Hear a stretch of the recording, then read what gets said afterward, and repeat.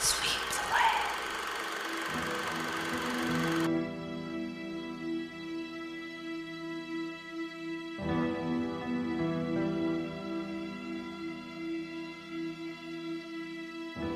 Load up on guns and bring your friends. It's fun to lose and to pretend she's overboard and self-assured.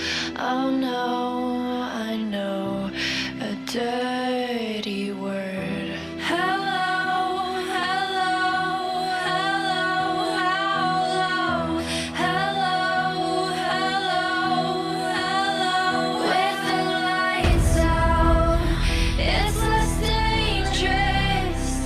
Here we are now, entertain us. I feel stupid and contagious. Here we are now, entertain us. I'm worse at what I do best, and for this gift I feel blessed. Our little group has always been and always will until the end. Hello, hello, hello, hello, hello, hello.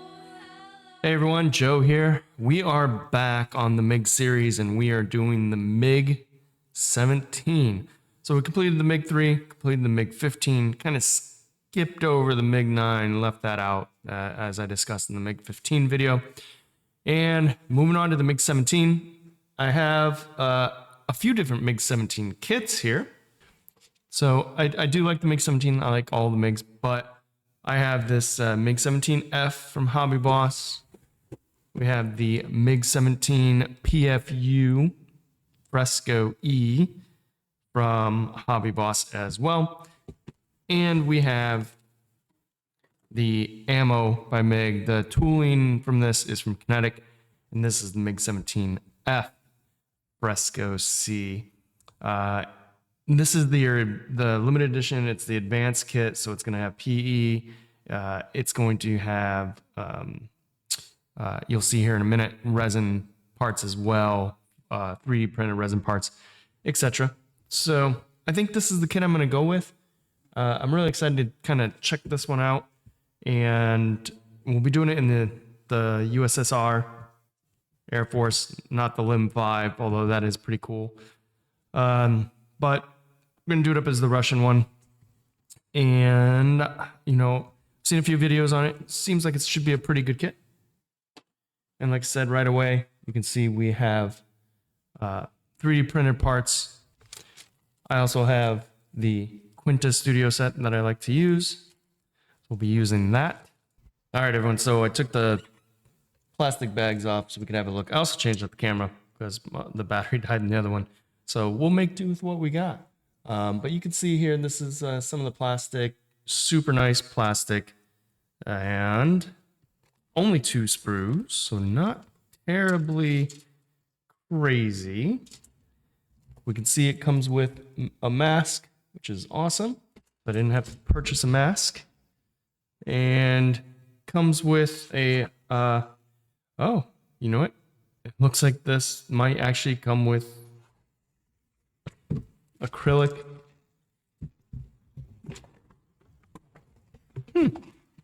This may come with acrylic panels, which is going to suck if I didn't notice that. Decal sheet and different paint schemes. And this is what I'm most worried about, honestly, right here. This is the rails for the wings, and they're all in PE. It should be fine. It should just be plug and play. I don't have to fold anything. Man, I tell you, when it comes to PE and resin parts, anything that I have to super glue, I struggle. Just drop those. So again, here's the different marking sets. We are going to probably be doing this one, although that one is kind of pretty cool. but hey, we'll see. It might come down to one of these two. And of course, stencils, like so many stencils, but there's our instructions. I'm going to keep this short. I don't want the intros to go too long, but that's what we got. And then we have our references, and we have our Mig-17 Squadron in action. Super cool book. And the Mig-17 walk around, which is kind of cool. Again, we won't be getting super detailed, so we don't need too many of the references, but it'll be good to have on hand. Let's get digging into this one, see what we can do. All right, everyone. So making our way through the cockpit here, and wanted to stop just to show a few things and some differences in what the plan is here. I built up both the kit seat, and then the also had the 3D printed one here as well. And the details are nominal. It's not. So here's the 3D printed one. So we can get it to focus. As you can see, it's pretty nice. It's got molded in seat belts. Some extra little detailing. There's that. Here is our kit seat. The headrest probably needs sanding and filling. But other than that, I mean, if you have the Quinta set, which I do, you could probably throw in the seat belts here and be just fine with this. The detail isn't so much on the 3D printed one that you're like, wow, I can't imagine using this kit part. This kit part's not bad. So you don't have to buy the deluxe edition if you don't want to, because that ejection seat is not anything to praise about. It's nice, don't get me wrong, it's very, very nice, just not super duper. Now, the other thing that we're going to be working on is we have to start, of course, just like with the Quinta set, for these Red Fox ones, that's what we're going to try and use. You have to scrape off the detail on the kit parts. So things like, so you have to scrape off different extra bits. So all these knobs and things like that have to come off and get smooth in order to put the Red Fox in. And one of the things they want you to do is take this detail off, this whole entire panel here. And because it's just going to use this. Now, I don't know about you. I think that's actually better detail on the kit part. So I will not be using that Red Fox part.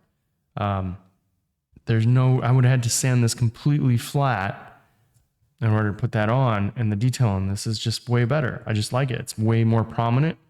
Some people might say that's bulkier, but I like that. So we'll take off all those other knobs and put all the other things on, but I just wanted to stop and kind of show that, you know, you don't always have to use everything that's supplied to you. And sometimes PE parts and 3D parts aren't necessarily better than the kit parts.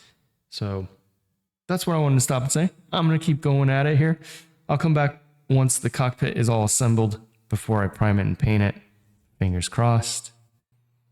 Okay, everyone. So just wanted to show you a little bit of the Red Fox Studio stuff and what we were able to get done.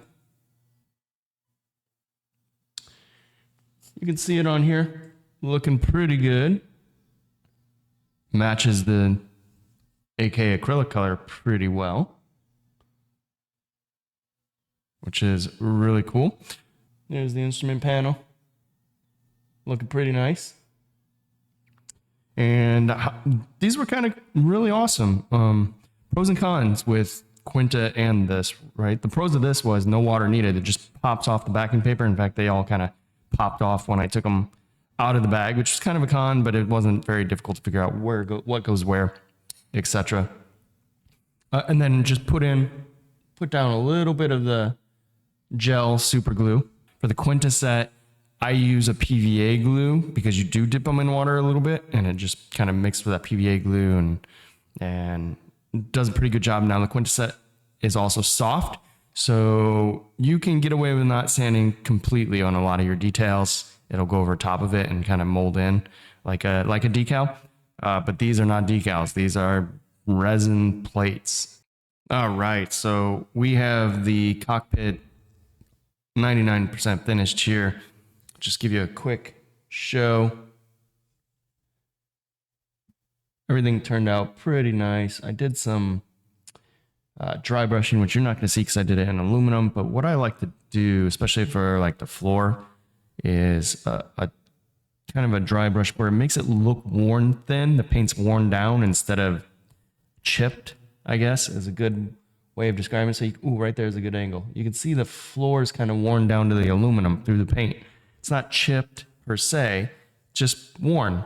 So I like doing that a lot. And I'll probably keep doing that. A lot of times it doesn't show up on camera or anything, but we also have our engine done and stuff like that as well. Quick look at that. And you'll see it's nothing. Come here, you. Quick look at this engine. You're not going to see the seam line. That's why I didn't really work on it too much, because that's going to be the top and the bottom. The parts you are going to see are right here on the side. So we're going to just got metalizer on that. And so I got to wait for it to dry, clear it, do some more detailing on it, etc. All right, moving on. All right, everyone. So we have our cockpit finished and smashed into the fuselage here, as you can see.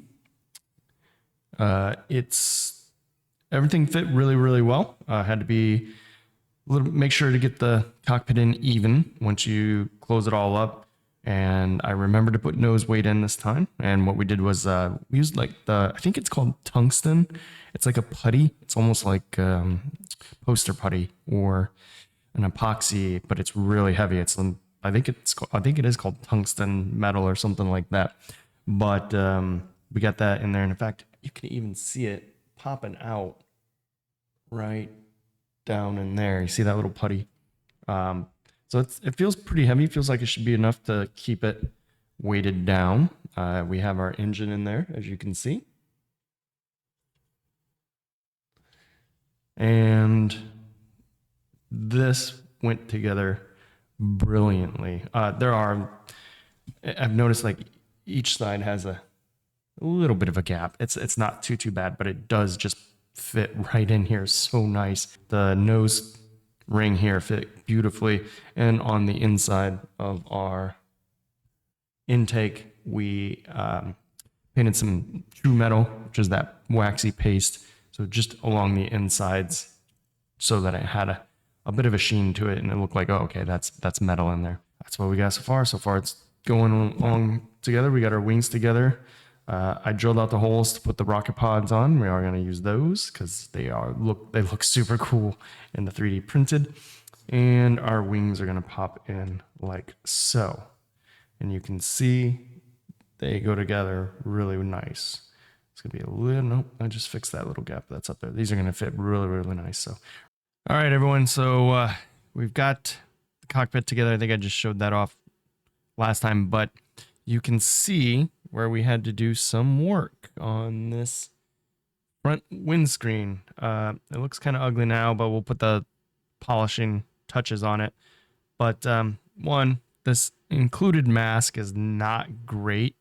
In fact, it kind of doesn't fit in some parts, which is really odd because it's included in the kit for the kit. But it's not too bad, but it's really thin and it keeps peeling up, which is annoying me to no end. But I would say go out, purchase an Edward one. Anyways, you can see we've had to putty up the front windscreen and sand it down so that there's no gaps and that there's no fog that gets in there.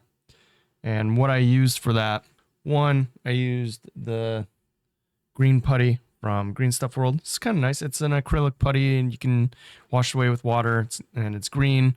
I find that it leaves a lot of pinholes though. But other than that, it's pretty nice, and it doesn't really shrink that much, which is super nice. Then I just followed on top of that after a day or so with regular old Tamiya white putty, and got that sanded down.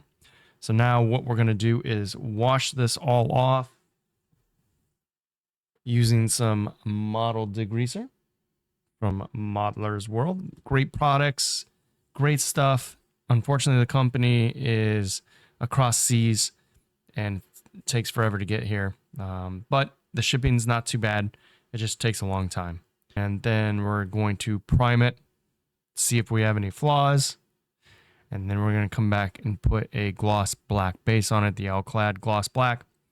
And then we're going to come back and put on the probably extreme metal, AK extreme metal. I'm going to do aluminum, is what I'm thinking.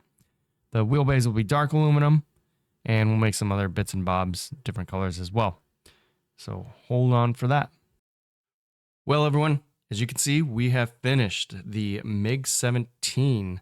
This is the 1/48 scale Ammo by Mig kit, which is a fantastic kit, but it is, as you can see, a tail sitter. At least this one was for me.